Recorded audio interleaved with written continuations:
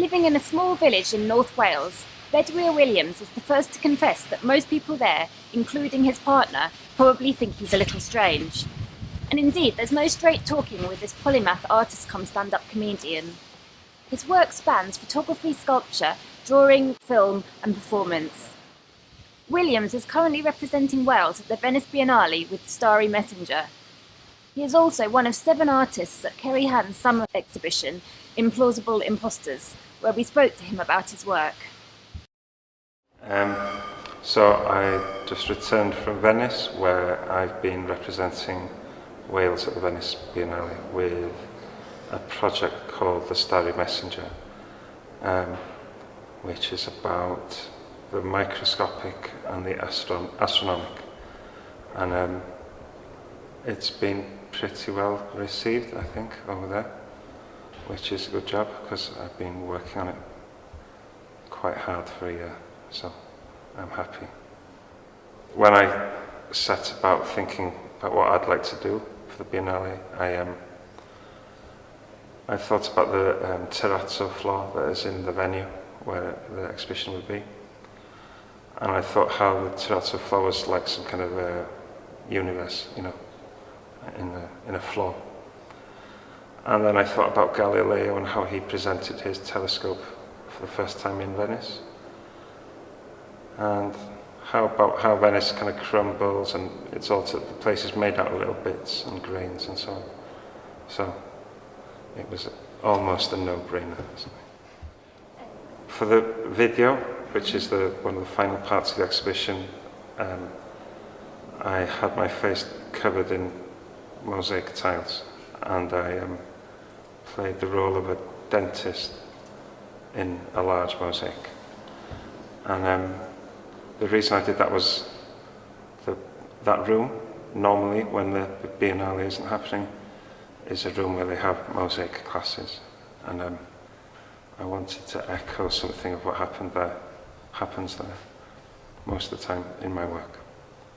You know, the Starry Messenger is a kind of rough translation of a kind of text that Galileo wrote, coming from the findings that he made looking through his telescope. And Starry Messenger just sounds a bit pompous and overblown, doesn't it? So I thought it was a good title for me. Yeah, I think there was some humour in my work, but not as much as normal, maybe.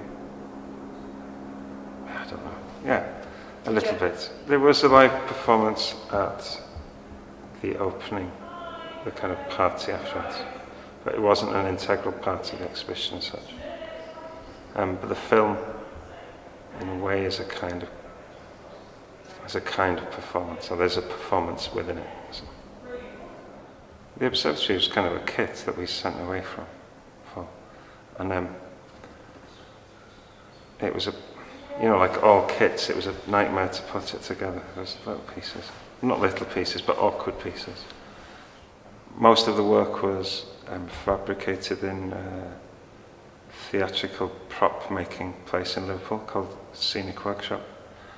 And I think it took a few months to make the observatory and the bleachers and the rocks and so on. But the dome, we had to send away for that. It's if you look into the world of amateur astronomy, there's all sorts of weird stuff that you can buy from the backs of magazines. No, I'm not an amateur astronomer. In a way, the exhibition looks at the astronomer through the telescope the other way, if you know what I mean. If you were to take the lens of your SLR off and turn it around, it becomes a macro lens then. So, in a way, I don't know, almost like the astronomer's like a little insect under the microscope. We're standing in an exhibition called Implausible Imposters, which is the summer show here at Ceri Hand Gallery. And I have a piece in the show called Diminuendo, which it's like a kind of collection of little snippets of stories about people and how they fade out of my history, or like how they fade out of my memory.